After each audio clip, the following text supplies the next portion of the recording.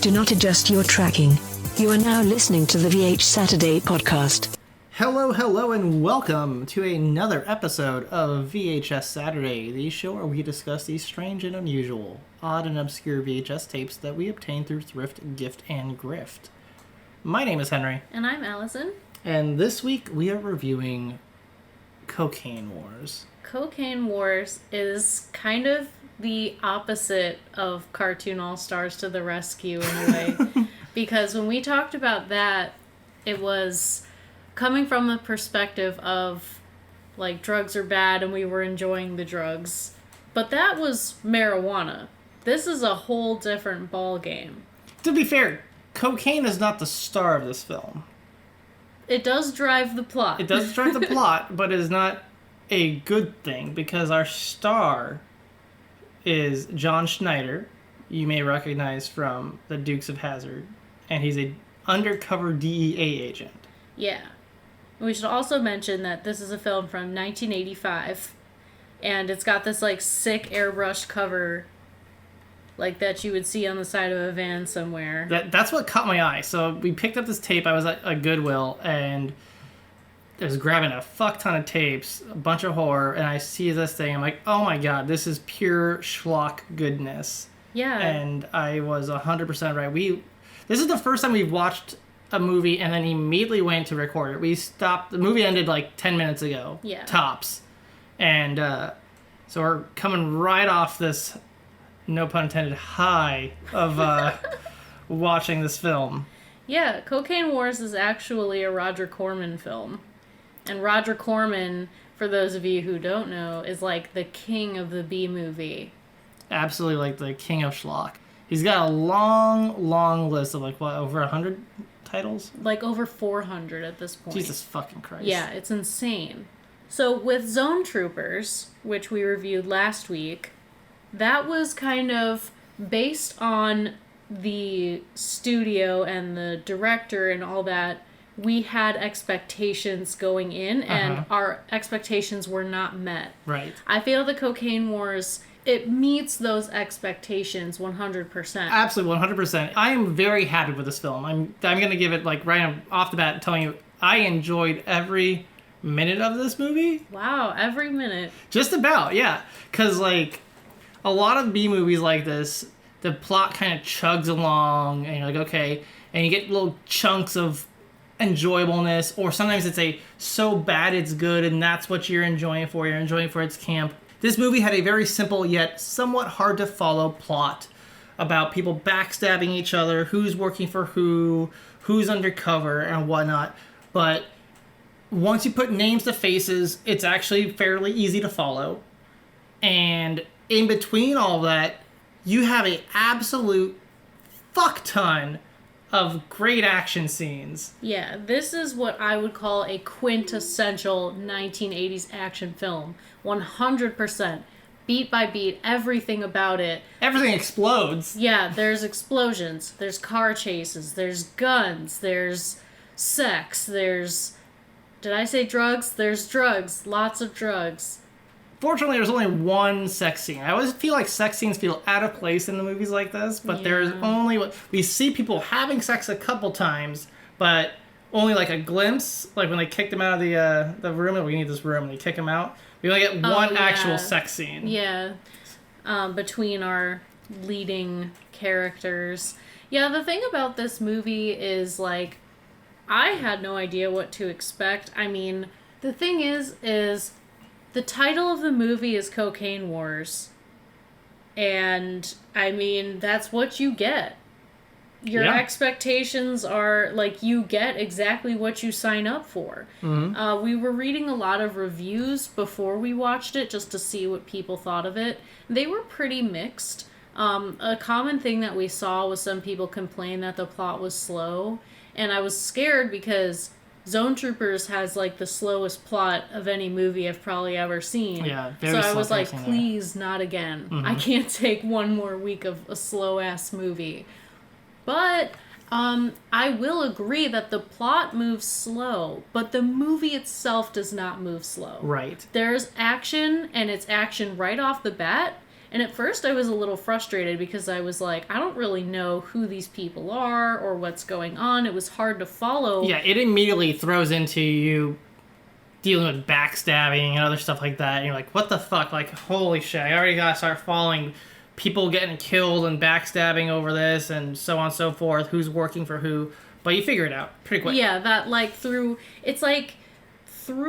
in between the action sequences, they fill you in a little more on the plot. Mm-hmm. And I like that, so that by the end of the movie, you have a full picture of who everyone is and what part they play in all of it. Right, yeah. Like, there's nothing... I don't feel it moves slow at all. I have ADD. You have ADD. That person that reviewed that we saw must have ADD. Because... This is only like an 80-something minute film, right? It's an 83-minute movie. Yeah. Not a lot of time there, and there is no real gaps. No, when you watch a lot of B movies, you have lingering shots. You have like dialogue that takes way too long, and that wasn't what I was seeing here. No, everything moves at a pretty quick pace, which I mean, you know, for a movie about cocaine, I suppose that's appropriate. Yeah, that's fair. That is fair. It takes place in Argentina. So in the 1980s, Roger Corman produced a bunch of movies in Argentina. So there's a lot of Spanish in here. Some of their accents are kind of hard to understand. So we did have closed captions on to make sure we didn't miss anything in the story. And I just want to right off the bat bring that up because they were so funny to me. Like, the music in this movie is tense synthesizer music. And the closed captions let you know that constantly. It's like every single fucking scene, from the opening scene, whenever there isn't dialogue, it's always like tense synthesizer music. Menacing synthesizer music. Exciting synthesizer music. And it's not wrong, though. It's not wrong. It is a very apt explanation of what that music is. I love the music in this, by the way. It's definitely something you would listen to in your spare time. If you listen to Synthwave, you would love this. Because, I mean, this is exactly what Synthwave is trying to convey. Synthwave is trying to channel the soundtrack to so many schlocky movies, so many like horror movies, schlocky action. Yeah. And this is a perfect example of what they are channeling when they make that music, and it's just my primary style of music I listen to. Yeah. And I enjoyed it. I actually looked for the soundtrack after the movie wrapped. Really? Yeah, before we moved everything to the table and started recording this, I was like, is there a soundtrack available for this? Is somebody else in love with this soundtrack? Because I kind of am. Well, is there? No. Oh. No, I'm frustrated with that. I feel like some of it did start to drone on, especially in the last action scene where it started like I could hear the same like minute or two like looping. The music got really bad towards the end. I think that like the guy who made the music was probably like running out of ideas or time or something. Well, like, I feel like he made like a 2-minute loop, right? Yeah. A 2-minute like electronic track for like an action scene, and then that last action scene reminded me a bit of the movie Commando with Arnold Schwarzenegger, where it's just like one guy just kind of going all out, like killing a bunch of dudes, and right. And I don't think he anticipated that scene to go that long. Oh. So it does kind of like loop, but it's a very natural feeling loop. It doesn't feel like it starts over very jarringly, but it does feel like, okay, yeah, I've heard this same like like repeating drum synthesizer over and over. I didn't like the music at the end, but yeah, I mean, this movie reminded me of just action movies of the time, 100%. There's a lot of movies that were action movies of the time that like I watch, and there's just so much just junk going on between every other action scene. Like, yeah, you'll get a car explosion and a car chase, but then you have a lot of like, I only want to say good exposition, just a lot of long, drawn out shots. And no, this didn't have it. I feel like this is a bit of an underrated 80s action movie. Would you consider this obscure? I would say it's fairly obscure. Because when I hear people talk about John Schneider, I don't hear them ever mention Cocaine Wars. Yeah. When I hear people talk about Roger Corman, I never hear him talk about Cocaine Wars. Right. Like, I don't know, like, he's done a bajillion films, right? And everyone always talks about the same kind of handful. I immediately think of his Fantastic Four movie that didn't get released, right. but I do have a copy of, which I actually enjoy a lot more than the 1999, 2000. Jessica Alba. Jessica Alba. Yeah, even though I loved Jessica Alba at the time, because, I do have a Dark Angel tattoo, so, like, I'm a big fan of hers, but I was not a big fan of that movie, and I would rather watch the Roger Corman movie. Roger Corman is kind of like the Danielle Steele of schlocky movies, right? Like, just cranks them out. I would say, though, Roger Corman has more originality than Danielle Steele. Yeah. Because for sure. not everything takes place in Argentina. Right. His studio, I think, was based in Argentina? At the time. He had Roger Corman, like, if you look up his Wikipedia page, it's nothing, like, the eras of his filmography are broken into the many different companies that he released shit under. Yeah. And all of, like, the legal troubles he went through and the reasons why he moved around from place to place so much, and it's really convoluted. Sometimes he changed I know originally he had, like, Millennium Studios. Yeah. And the reason he got rid of Millennium Studios was because, one, no one could pronounce it, I guess. Mm-hmm. No one could spell it. Yep. And no one knew what it fucking meant. Which is crazy. That's crazy to me. I'm like, dude, who the fuck does know what Millennium is? Like, Backstreet Boys' most popular album. His Millennium? Yeah. To be fair, that was released in 1999, so everyone knew the word Millennium at that point because it was becoming, we're entering the new millennium. Right. Because we were in 1999, everyone learned the word millennium because it was entering our lexicon because we're like, the year 2000, that's a big deal, right? And millennium, Willennium. Oh my god. Stop. We were very familiar by then, but back in 85, people were like, what the fuck, what's a millennium? I think it was like, when did he get rid of that studio name? It was like way earlier, right? By early 1984, yeah. So it was like right before this movie came out. So New Horizons is what he changed Millennium to. Mm-hmm. And that's what this film was distributed under? Is that the right word? Yeah. Yeah. And then it, like, turned into Concord Pictures, which was also listed in the credits for this movie. Really? Yeah. It's kind of, like I said, it's just really convoluted.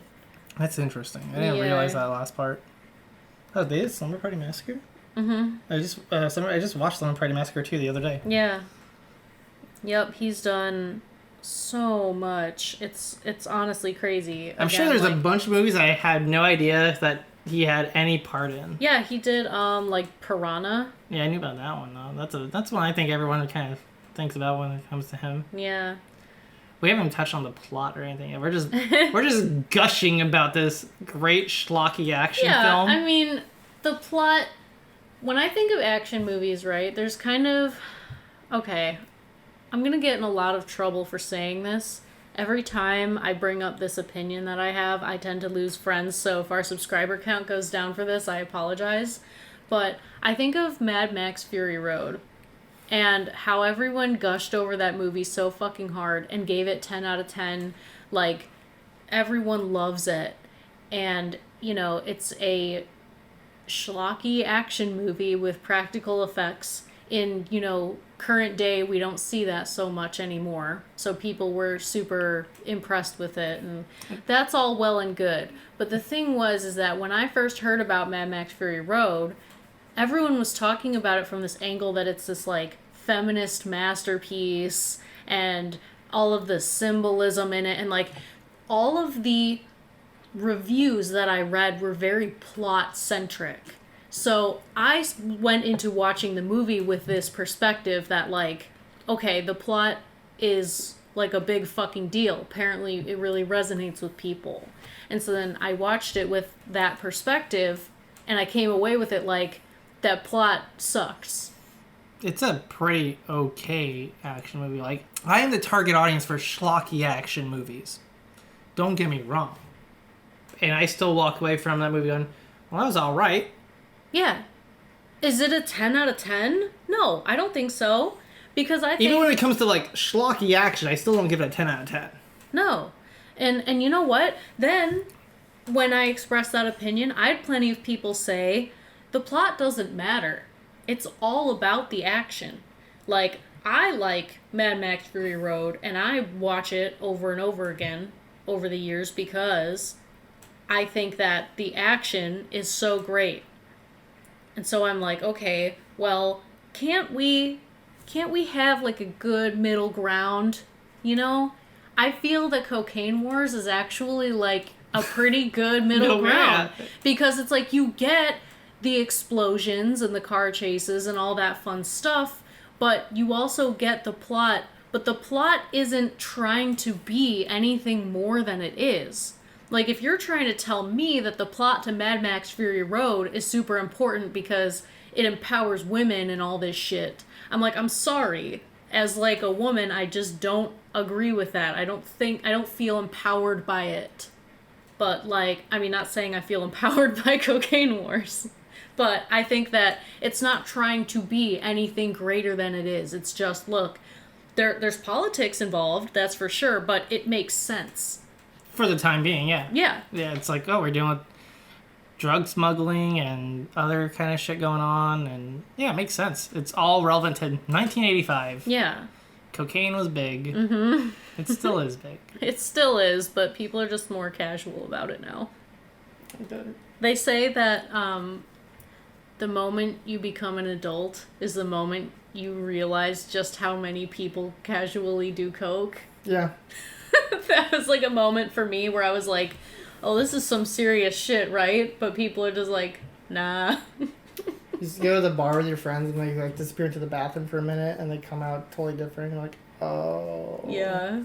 I had a spoon necklace once because I thought it was cool. It's a spoon necklace. It's like a necklace, like hippie chicks wear them, that they're like for doing coke, you know? Oh. It's just like a little tiny spoon. Yeah, yeah. And I thought it was cute. And, like, my friend was selling them on Etsy, and I want to support my friend. So I was like, yeah, you know. Oh, my God. Yeah. Did you know at the time what No, it was for? I had no idea. God. Yeah. Have you seen these, like, little nose vacuums? What? They look like a vacuum. Dude, so, like... In the back of magazines, you used to be able to find, like, cocaine ads, like, products to, like, carry your coke, little, like, vacuum-shaped, like, straws to carry around on your necklace that you could, like, fucking snort coke with. Fucking all kinds of shit, like... I remember one review that we saw where the guy was like, I like the gunfights, I like the explosions, I like the car chases, I like the fight scenes in the bars. This was a pretty good movie. Mm-hmm. And I agree with that guy. Yeah, this one resonates with me. They say, always a sucker for cars going off cliffs. That was a great scene, except the very end of that scene where they got a long shot and they had a telephoto lens and they zoom in on the red Jeep that they threw down the side of the mountain because I assume they only had one Jeep. Yeah, that zoom was bad. It was out of focus. There were a lot of out of focus shots in this movie. Yeah. I was just like, it was disorienting. I didn't notice them that much. This one was the one that was like really bad, and you can see him like trying to find the fucking Jeep, and then like zoom in, and it's like, oh, they had one shot at this. Yep. And like, fuck it, we're gonna use this. This is what you got. And I got the box here. Mm-hmm. Look at that cover. Hey, it's another Home Video Express movie. Of course it was. Like that's a good airbrush depiction of John Schneider. Yeah. It's a good depiction of Bo Duke. Mm-hmm. Here's what the back of the box says. All right. John Schneider. The stapler. John Schneider is the DEA agent. John Schneider takes on the awesome, vengeful power of a South American drug lord's vicious empire. This electrifying action-adventure tale from award-winning director Hector Oliveira. During a highly classified mission to crack down on ruthless cocaine czar Gonzalo Reyes, U.S. Drug Enforcement agent Cliff Adams suddenly finds himself drawn into a maze of brutal assassination and violent political intrigue. Then, just as Adams is closing in on his prey, Reyes turns the tables by kidnapping the American's beautiful journalist girlfriend in a spectacular, single-handed assault on the private army holding her hostage.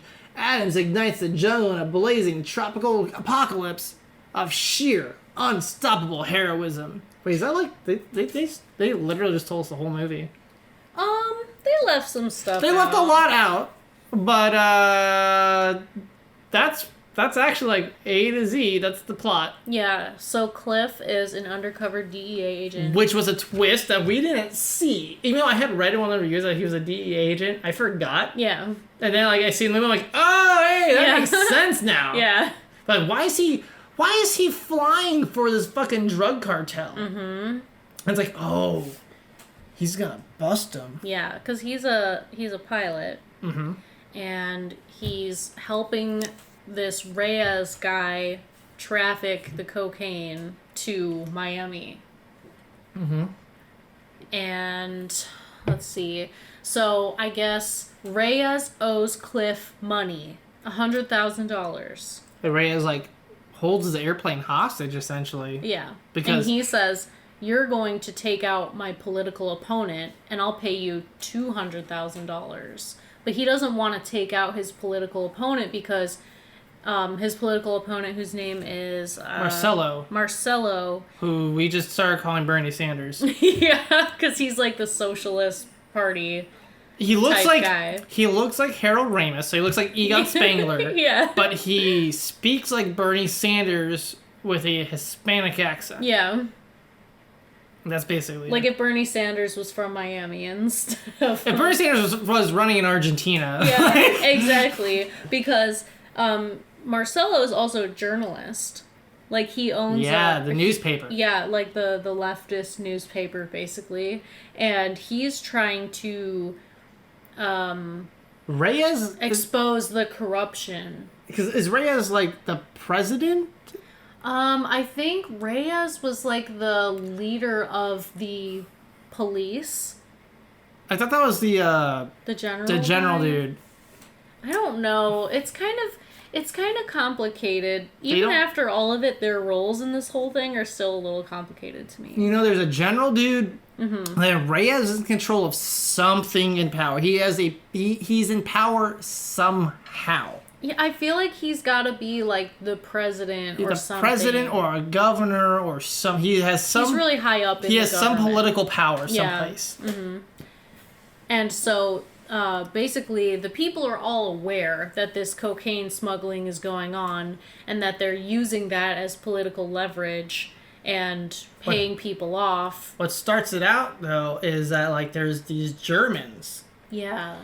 The movie starts with Cliff's friend getting killed by Reyes' people. And it turns out that the Germans have been shorting Reyes. But when Reyes was getting kind of suspicious that he was being shorted money, they framed Ricky, the friend of Cliff. Oh, who got killed? He got killed. That's the opening shot. Right. No pun intended. Wait a second. That was the guy they drowned in the bucket, right? At the very beginning of the movie? Yeah. Yeah. I was kind of like, his face had burns on it. Were they like drowning him in some kind of like acid? I didn't know it was burns. I didn't catch that. Yeah, his face is all fucked up, like bleeding, his skin is peeling off. Like, it's like acid, but they're dunking his head in with their bare hands. So I'm like, how come his face got fucked up, but their hands didn't? Because Roger Corman. Okay. That was just something that bothered me, but yeah. Because Roger Corman. Yep. Because budget. Mm-hmm. Well, this movie says 1986 on the back of the box. Interesting. Maybe that's when this specific one maybe was that's distributed. that's when the VHS came out. Media Home Entertainment. Wow, what an original name. I mean, they did a lot of good stuff. I have their copy of Halloween also. I think I have the media release for Nightmare on Elm Street also. I mean, you gotta admit it's a real shitty name, though. At the time, when home media was becoming a new thing, they're like, We're the media people. Yeah, I guess like media was probably if millennium was a new word to them, media probably was too. We're media, guys. Millennium media. Some people are like, well, you got anything media? Yes. You know what I mean? Yeah. It's like if you were to start your company for ice cream, call it Popsicle. Like the Popsicle brand popsicles. Like, Oh shit. yeah, shit, man. Like, because even people aren't even talking about you, they're talking about you. Oh my god. You know what I mean? Yeah. You say it's generic, I say it's brilliant. Alright, okay. So then the Germans. What's up with the Germans? Cliff tells the Germans, motherfucker, I know what's up. I know that you have been shorting Reyes. And I know that's why Reyes killed Ricky. So watch your fucking back. And then the Germans put a hit out on Cliff. And that's when they have not Marcelo. What's his fucking name? Manuel? They hire some other guy with a generic Hispanic name with an M who shows up in a literal poncho Yeah. at a fucking bar, and there's a bar fight, and He throws him through the window. throws him through the window after smashing his face in with a bottle of Jim Beam. And then that's when Janet, his old girlfriend that they broke up with, walks in. And Yeah, Janet came to find him. yeah. Because she's a journalist and she wants to write about all of this stuff that's going on with the cocaine war. Yeah. And we found they broke up because of She doesn't approve of what he's doing. yeah, she's like, why the fuck are you working for Reyes? Why are you doing this? After that bar fight, they go back to like his hotel room that he's Yeah. been staying in and stuff. And then they start talking, and that's kind of when it comes out. We're skipping a whole bunch of shit, but it's all inconsequential, like action scenes, really. Yeah. That's when it comes out he's a DEA agent. And Yeah, he's undercover. yeah. And she's like, oh my god, why didn't you tell me? Well, you didn't ask. Oh my god. And the only reason they broke up ever was because she felt he was doing like shady shit and she didn't want to be involved with a criminal. But then when it turns out, oh my god, you're undercover, things are rekindled. If that was the only reason they broke up, you know, it's like what we said the other day when we were talking about like people that break up and get back together. Yeah. And I was like, you know, sometimes people break up because one person hasn't grown yet, and then they find out, you know, they grow later, and that was the only reason they broke up, and now that that's gone, they can get back together. Sometimes, you know, they're actually on an undercover mission and they can't talk about it and it just causes a rift and they gotta go their separate ways. And then when it comes to light that, you know, I'm not actually doing drug smuggling, I'm working as a DEA agent. That's why I'm drug smuggling, and I'm gonna bust them soon. And then it's like, oh my god, I only couldn't lie. I still loved you, but I just didn't approve of you doing shady shit. Mm-hmm. Now you're doing shady shit for the right reason. All right, yeah, this is fine. This is fine. Yeah, so they get back together, I guess. They fuck. They fuck. So then, what the fuck do they do after that? Things explode. Yeah, I feel like now, up until maybe the part where Janet's running away from all those guys, it's a little blurry. There's just a lot of explosions. Yeah. And then Cliff contacts Marcelo and is like, you want to bust Reyes? Well, of course I did anything to bust Reyes. Happy fucking birthday. Well, he says Merry Christmas. But he like hands him this manila envelope with all this dirt on him. That's and he's right. like, run this in the newspaper tomorrow. That it's like whatever it is, it's like Juicy. very solid evidence of everything that's been going on. Because when he looks at it, he's like, this is enough to put him away for years. Janet steals part of it. Yeah, because all she cares about is her scoop, and she has no moral compass besides that. She couldn't just like wait. Janet is chaotic neutral. If no one else knew the story was going down, why couldn't she just fucking wait? I don't know. Doesn't make any fucking sense. You have the insider information, right? Mm-hmm. Like, just fucking wait for Reyes to go to jail. Like, you can bring out your whole story, like, how Reyes got busted. You know what I mean? That's all she needed to do. But that's her downfall. So because she steals that shit. Mm-hmm. And that's when Cliff kind of just starts calling bluff on Reyes and on Dictator guy, whose name I don't remember. In my head, I just call him Generalissimo. Sidebar. I'm on IMDb right now. Mm-hmm. Plot keywords. Reporter. Mm-hmm. Cocaine. Mm-hmm. Female nudity. Briefly, but yes. Head held underwater. I don't know why you would particularly search for that. That concerns me, but okay. Man tortured by electric shocks and nipples. Okay. The shit that people are looking up on IMDb, what is wrong with you? What is wrong with you people? Are you okay? Oh my god. Male torturing male. Person in a car trunk. Thrown through a window. Water thrown into somebody's face. Polo. Pushed off a building. Person on fire. Gun. Explosion. Car goes over a cliff. Bare-chested male. Bare breasts. Bare-chested male bondage. Rack torture. Central America. Electric torture. I have to say, it's really funny that under all of these tags, IMDb is like, is this relevant? Like, people are tagging this with... People are tagging it with man tortured by electric shocks and nipples. Is this relevant? Like, is this actually in this movie? Is it relevant to you? That's the real question. Like, is that what you want to see? Is that what you're seeking out? I didn't seek it out, but it made me feel things.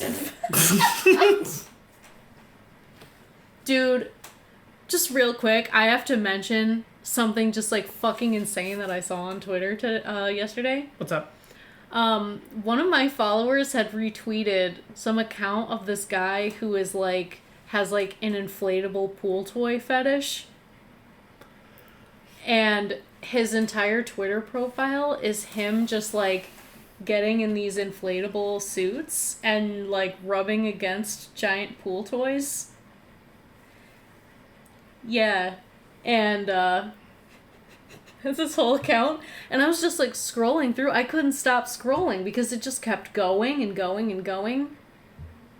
It's fucking crazy. And so, you know what?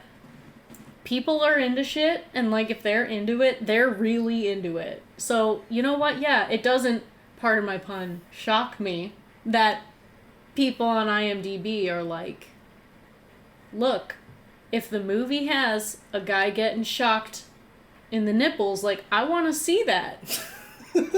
I'm going to get together with other people on IMDb, and I'm going to... I'm going to let them know. Like, yeah, this is it, guys. We're collectively going to tell each other whenever we find this in a movie, so we can compile a database. This is why the internet was invented. Hey, so, you ever seen any movies where guys getting shocked in the nipples? You know any movies like that? You should ask Jared, your boss, if that ever happened at Blockbuster. Oh, God. Hey, where's that man getting shocked in the nipples section? So, Allison's boss used to work at Blockbuster, and he was right. co-workers with one of my best friends, John, who was in our Buttered Cream Gang episode. Yes. He worked at Blockbuster with him. Where were we? The Germans?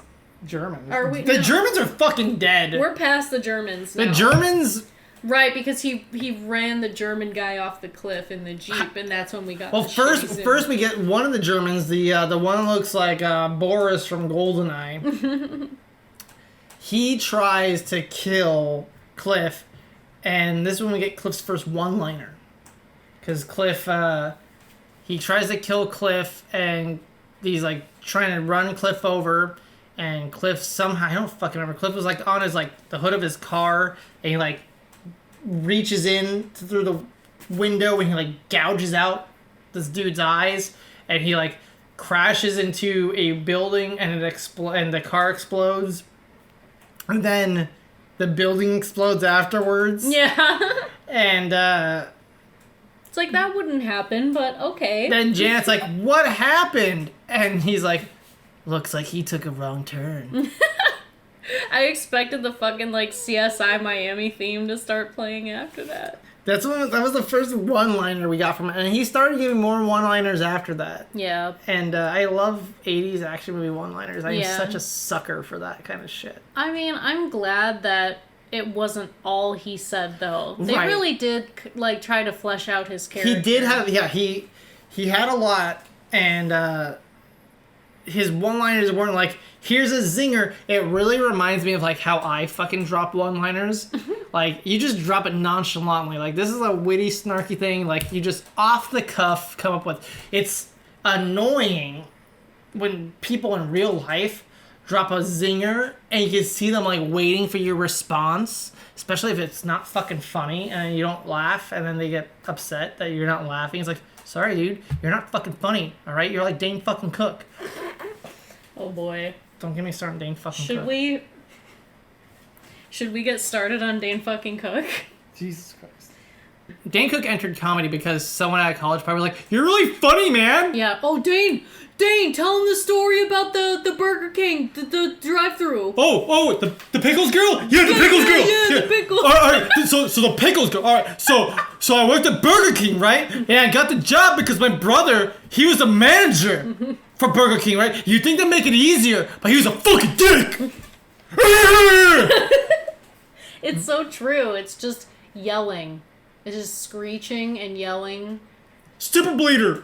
Yeah. Dang, tell them the story about super bleeder. Oh, the super bleeder. Got it. I think that it was like when he started getting into like the super finger stuff. What do you call it? Sufi. Like once he started like running with that gag a lot, I was like, all right. Trying to make a fucking catchphrase so he could like be relevant. And like a symbol he could put on all his merch. I was like, meh. I'm sorry if the review comes off as kind of like haphazard because the plot's kind of just so inconsequential. Yeah. And this is a movie that's just, it's a series of gunfights and explosions. Oh wait, we were talking about the last time we talked about the movie. The last time we talked about what's happening in this movie, we had the German get killed. And then the other German gets killed on a cliff, in a car chase on the cliff. Yes. And the Jeep explodes off the side of the cliff that we had already mentioned. And Cliff gets really ballsy, and he's telling Reyes, I got you by the balls. Give me $2 million. Mm-hmm. And Reyes won't budge. Reyes says he was going to do it. But was he, though? I don't believe anything he says. He's like, Reyes was going to do it. He's like, I don't have that money on me. And he's like, well, figure it fucking out. And then things escalated when General What's-His-Name decided to raid Cliff's hotel room. Mm-hmm. Trying to find the papers, Trying to find papers. And Cliff, still feeling very ballsy, calls this dude and is like, man, it sure is a shame you came and raided my room. Did you find what you were looking for? No, you didn't. And he's like, now you owe me $2.5 million. Mm-hmm. This is getting more expensive by the minute. Yep. And then on the news, fucking Janet's story breaks earlier than she wanted. I guess she sent it off. We don't see how this happens, but I guess she sent it off to like her studio back in the States. Right. And they start doing this whole expose, and it throws a monkey wrench into everything. Mm-hmm. And Cliff's like, damn it, Janet! Yeah. And shit hits the fan. Shit hits the fan because then, it's all being exposed, and now fucking Cliff's trump card has been, like, basically taken from him. Mm-hmm. And, so then we get, like, the torture scene. He gets kidnapped, yeah, and the torture scene happens, and they're trying to find Janet, and she kills a guy on accident. Yeah, Janet's like running away from these fucking Reyes. In this weird mall thing. Yeah. It's almost like a mall, but it's not. It's just a place where a lot of people are in the town. It's like a shop. It's like 4 stories. Yeah. It's like this mall. There's like butcher. There was one sign that said it was a sandwich shop, and I was looking at the sandwiches. They sounded really fucking good, to be fucking honest. Like, I was like, damn, I could go for one of them. Yeah. She kills a dude, and then like Just when she's getting away, they catch her. Marcelo gets captured also. And then we get the nipple torture scene. Yes. And Lest we forget the nipple torture scene. It's very important to some people, apparently. critical. This is hashtag nipple torture. Hashtag nipple torture. You know I gotta search that tag now. So then somehow, I don't remember exactly how, Cliff turns the tables. And he beats the shit out of General dude. And they free Marcelo. And he kills him. He kills Marcelo by... He's got him by the back of his hands. He's got Marcelo shot.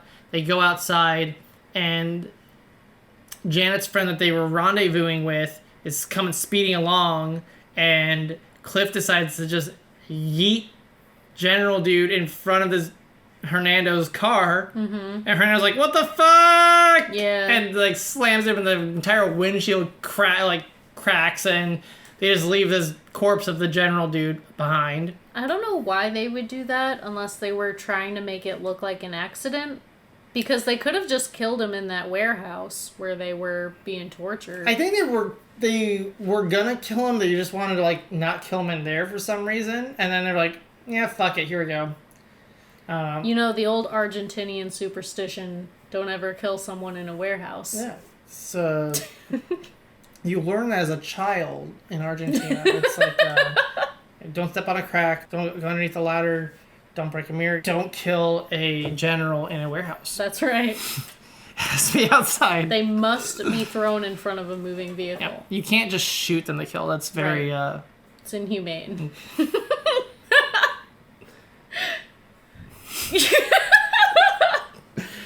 You have to throw them around a speedy vehicle. Make it quick for them.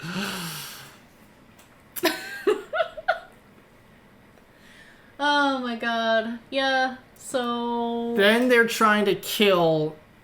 Reyes is trying to really just take out Cliff now. Because Reyes has Janet. And Marcelo goes to like a safe house, essentially. And... He hides out at the brothel, doesn't he? Yeah, the safe house. Oh. Yeah. He hides out the brothel / safe house. And Cliff decides to go one-man army and take on Reyes. And that's when we get this giant action scene that's very similar to the ending of Commando. Lots of things exploding, lots of gunshots, lots of gunfights. It's pretty just awesome. One guy taking on an entire army. And then we get to this epic fight scene between Reyes and Cliff. And they get disarmed. There's back and forth, and Janet tries to help. Janet picks up the gun. She can't figure out how to use the fucking machine gun, which is fair. Now, to me, you hand me a gun, I can figure out in like 1 second how to use it, but I feel like Henry just like casually dropped in conversation a couple weeks ago. He's like, "Yeah, I can put together a gun blindfolded," and he's just all like, it's just a normal thing that people can do, and I'm like, that's amazing. When you're in basic training, you got nothing to do sometimes, and so like you have your training M16A2 rifle, and you're supposed to learn how to disassemble and reassemble it and stuff like that. It's a thing to do with your hands. It disassembles, you reassemble. I used to do this in class with like a fucking pen. Did you ever have those pens you could take apart and put it back together? You can just take it apart, put it back together. It's the same fucking thing, except it's a gun. And so we would race each other sometimes so you could do it. Then we would do it blindfolded. Sometimes I would just do it blindfolded myself. And then sometimes we would see who could do it blindfolded faster than the other. It was something to occupy our time. Okay. And the M16 is a very simple gun. There's not a lot of moving parts. And so, yes, I can do it blindfolded. I still can. It's not hard. Okay, well, I think it's cool, okay? I've never touched a gun, so to me, that's pretty cool. So... Guns are kind of, like, ethereal to me. I'm like... Yeah. I know they exist, but I've never touched one, so it's like... Yeah. Anyways, so this fucking fight scene between Cliff and Reyes... She can't figure out how to shoot the gun, so then she, smacks him with it, but then she still stands off in the corner. I feel like when they started tussling, she could have just taken it and swung it like a fucking hammer at the dude, right? But she just is literally standing there oh god, you know what do what? I do? She didn't make things worse. This so is true. I feel if you give a machine gun to somebody who doesn't know how to shoot it, especially if you're you're on the ground wrestling with someone and you're moving around quickly, she could have easily killed both of them on accident. And maybe she swung it and they twist and then she actually hits fucking Cliff in the back of the head. Yeah, so honestly, I'm not upset that she didn't You know, if I was her, I didn't know how to use the gun. He doesn't know you know how to use the gun. Reyes didn't know she doesn't know how to use the gun. That's what you just hold it drop it, fucking Reyes, and you point the gun at him. Yeah, I guess. Fucking drop it. But you know what? I'm glad that we got the ending that we did. Because it's fucking rad. Because it is one of the coolest kills I've ever seen in a movie. And I'm not the type of person who's really obsessed with kills in movies. I'm really not even that big of a horror fan. I don't really like a lot of grotesque people dying and stuff. I'm not super into that. But this kill was sick. There's because this whole thing was happening, they were loading up a plane of coke. Yeah. Right? And they were gonna send off this shipment of coke. And so there's coke all around the place. And Cliff has Reyes pinned down after they've been fighting, they're all bloody. And Cliff pulls out his K-bar knife from his sheath on his leg, which I called. I said he was gonna do that. But I thought he was just gonna fucking stab him. If you got a fucking knife, you got an 8-inch knife on your fucking leg, just pull it out and stab him. He was gonna slit his throat. Right, he was gonna slit his throat. He has a pin on the ground, he's gonna slit his throat, and he sees the bag of coke.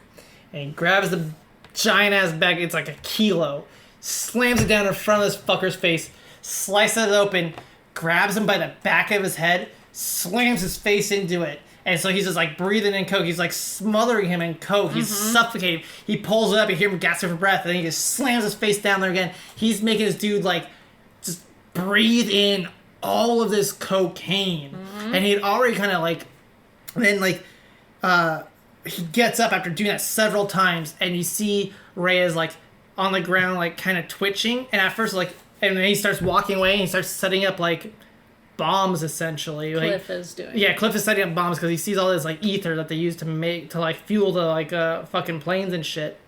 And we see the body twitch, and I was like, is that the actor not knowing the shot's done, or is that him supposed to be overdosing? And then we see close-ups of him twitching. And I'm like, oh, he's supposed to be kind of he's fucked up. Dude, did you hear about that story about the bear who got into the cocaine? And then died? No. Yeah, dude, there's this grizzly bear, that found a shit ton of cocaine somewhere. I don't remember the exact scenario he was in, but it was, all over the news. And this grizzly bear got into a bunch of cocaine, and, then he died. And so, those, 15 minutes was probably just a real wild ride for him. But I was just thinking about that the whole time. When Reyes is but you know what? It's kind of a callback to the beginning of that's how they killed Ricky. Oh, yeah. his friend Ricky, they were dunking his face in the water, the acid or whatever that was, and, like, drowned him in it. And so, like, what more appropriate way to kill Reyes than to literally drown him in the drug that he's been peddling? So then, like, what's his name? Cliff. Then Cliff lights some Molotov cocktail sort of things, like, on fire, and he starts walking away with Janet back to their plane. And then we see Cliff kind of, like, stumble awake, and you could tell he's tripping. He is, like, high as fuck. Reyes stumbles awake. Yeah, that's what I meant. Did I say what I You said? said Cliff. Oh, yeah. Reyes starts stumbling. He, like, gets up. He's like, oh, my God. Fuck. He's, like, getting up and stumbling, hitting walls, knocking shit over. And then Cliff gets to his plane, and then he just takes a couple shots with his gun at where this thing was, and it explodes. Yeah. And, Yeah, that Reyes is pretty fucked up. And it's like an episode of Half in the Bag. Because he's, like, running around knocking shit off the walls. He's like Rich Evans. Just knocking shit around. And then they get into the plane after it explodes. They turn it on. And fly off into the sunset together. Janet turns to Cliff and says, "You look like shit." And I was like, please let that be the last line of the movie, please. And then the credits start rolling. We both went, yeah! It's so good. It is such good cheesy schlock. Yeah. I ate up every minute of this. I am keeping this fucking tape. Yeah, it was good. It was better than I expected. Would I watch it again? My expectations. I don't know if I would watch it again. If I was, like, smoking a lot of fucking weed. I think this is the kind of movie where, like, maybe if you're with a bunch of friends and you're all just, like, super drunk, like, you're wasted, it's definitely the kind of movie that, like... Because you don't really have to know what's going on with the plot. You can kind of put it on in the background and occasionally look over at it and see an explosion and be like, yeah, fuck yeah. Like, I get why the person said that the plot moves very slow, because there's not a whole lot to the plot. But there's also, like, a lot. The plot's very simple. There's a DEA agent. He's moving drugs for a drug cartel undercover. Mm-hmm. And then things happen. Yeah. Yes. That's it. That's all you need to know. Mm-hmm. You know, Cliff is moving drugs for Reyes. Reyes is moving drugs. Cliff is actually a DEA agent, and his ex-girlfriend / new girlfriend back together is a journalist. That's it. That's all there really is. Everybody else is just a gear.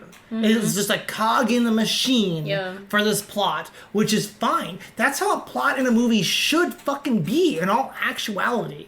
It feels pretty realistic, honestly. Like, the story. The only person whose name we didn't really get that, like, dies, that was, like, a good guy, was Trucker Hat Guy. That was driving the red truck, right. And he gets shot in the face. Like, that was a... They might have said his name. I don't even think they did. I don't know. You know they only gave him a trucker hat so they could hide a squib. Exactly. So, was our Zone Troopers tape also a Home Video Express? Yes. So, did they not understand genres? Because on the Zone Troopers tape, it had a horror sticker on it, and it was definitely not a horror movie. Mm-hmm. This one has a drama sticker on it. It also says action adventure, though, on the spine. Yeah, like the actual print says action adventure. They had another drama tape when we were there yesterday at the same Goodwill from Home Video Express. We should just go snag that.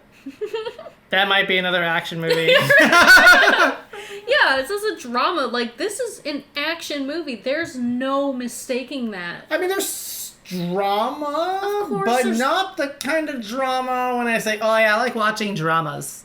Well, it's like, look, you can't have action without drama. It's a reason why action happens, because there's an underlying drama causing things to explode and people to shoot each other and stuff. Like, that's the point. But, like, this is an action movie. You know, it's hard for me to say, because When I went to Home Video Express as a child, I mostly was in the child section and the video game section. Well, no wonder they went out of business. So, What was the last time I said? wrapping up, what did you think of Cocaine Wars? Fucking awesome. Yeah. I liked this movie a whole lot. Like I said, I'm gonna keep this fucking VHS tape. This I grabbed because it looked like schlocky action, and when I see schlocky action, I expect lulls. I expect lulls and lulls. I expect to laugh my ass off.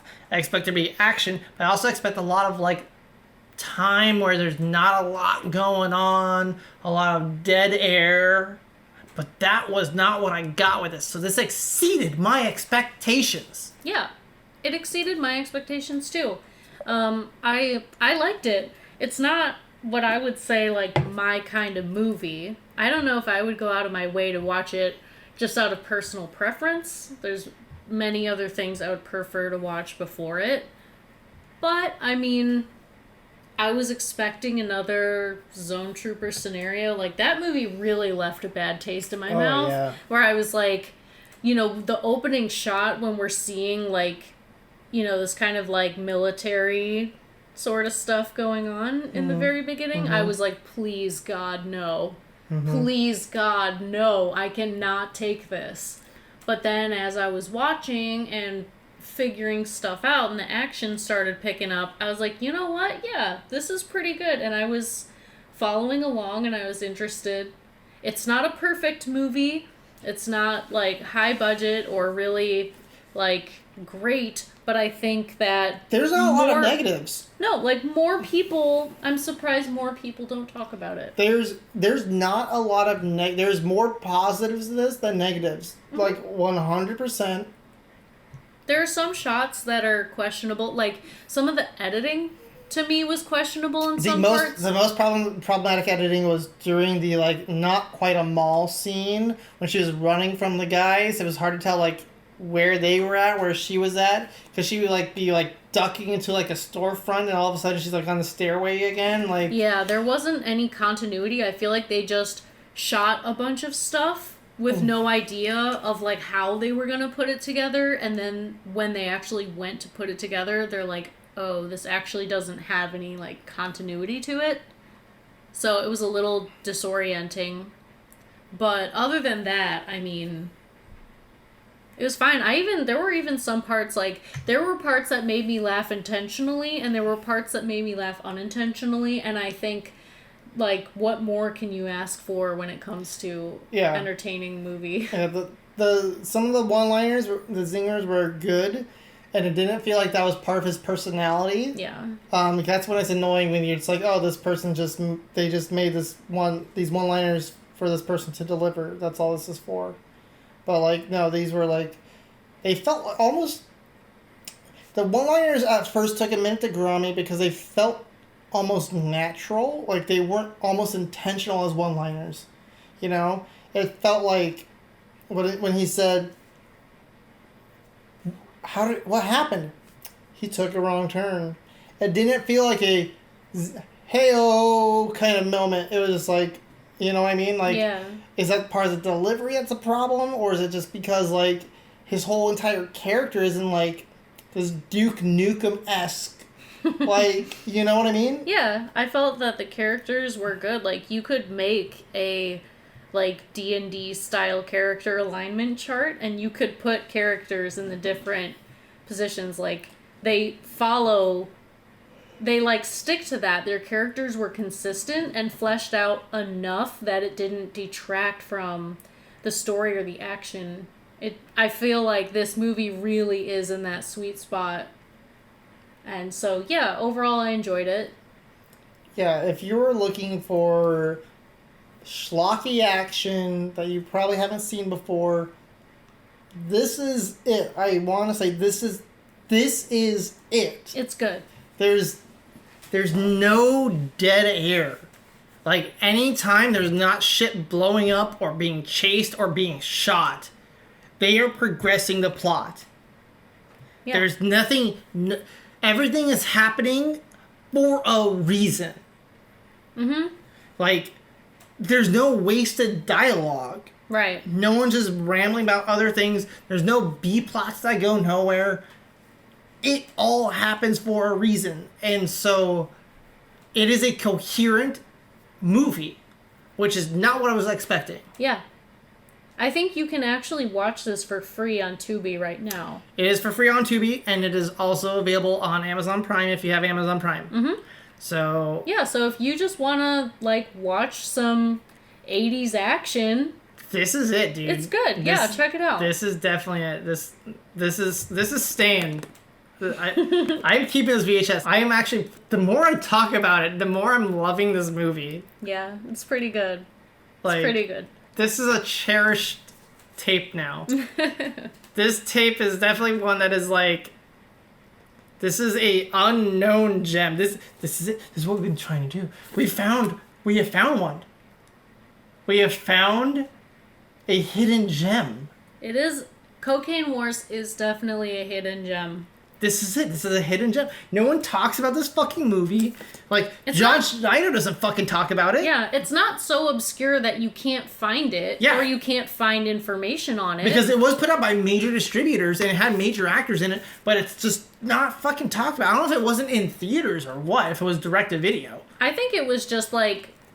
There were so many other action movies at the time that I think just stole the spotlight. Yeah, that probably. It kind of, in comparison, people probably just didn't care to see it or something. 100%. There's something that happened and that shouldn't have been that way. I don't know if it had a theatrical release. Yeah. I don't think it did. That makes a lot of sense. Yeah, and especially because, like, I don't know, it's about cocaine. I don't know if Yeah, the 80s were weird the title doesn't lend itself to wanting to see it for a lot of people, I feel like. Yeah, or even to, like, show it on TV or anything like that. Yeah, they could have called it something else, like, Could they, though? They could have called it something else, like Trouble in Argentina. We will, when it comes to discussing changing movie names. Oh my god. This is a little foreshadow for our episode next week. We'll get into that. We'll talk all about that. Movies with alternative names. But we're just going to leave it at that. Oh, We've got another little hidden gem for you guys. We need more time to research that one. That's the thing. Yeah. Yeah, there's a lot. But this one is, hidden gem. Go check this out. Like, I swear. Go fucking watch Cocaine Wars on Tubi or Amazon Prime. Yeah. Or go find a VHS tape. Yeah. Definitely go check this fucker out. For sure. And also, check us out at Punk Rock Flea Market next weekend. Saturday, May 8th from 12 to 6, we will be at the South Park Swap Meet event in the parking lot of Big Top Curiosity Shop at the Punk Rock Flea Market in Seattle. So if you're a local and you want to come check out our booth, we'll be selling tapes. We'll have VHSaturday merch.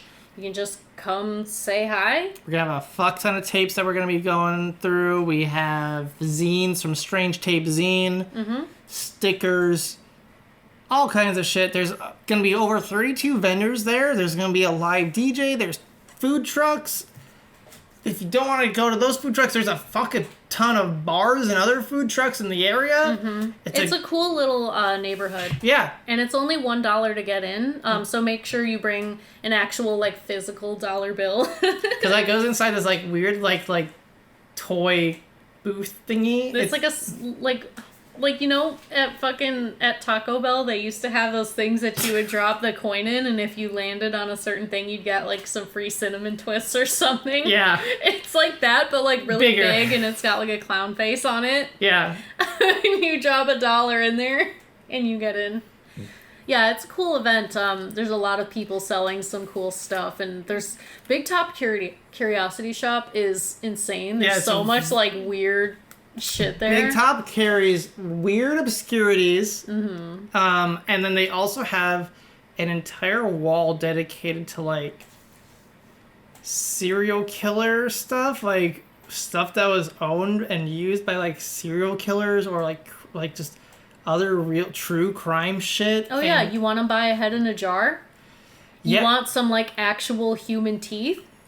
Like, you want creepy dolls? Those things aren't for sale, but they are on display. So they have these crazy, creepy displays that just make me tingle in all the right places. Yeah, and they then, just have a bunch of weird shit. And I love that. And then all the other vendors, there's CDs, there's records, there's cameras, there's a lot of T-shirts, there's vintage items, everything you can really find. Clothing. Like, it is a whole entire smorgasbord of whatever you're looking for. It's $1 to get in. Even if you don't end up buying anything, it's still $1 to come check it out. Yeah, so if you're in the area, definitely swing by. We'll be there. But until then, be sure to follow us on Facebook, Instagram, and Twitter. Subscribe on YouTube, Spotify, Apple Podcasts, wherever you listen to podcasts. Thank you so much for listening. We'll see you next week. But until then, remember, be kind, rewind. rewind.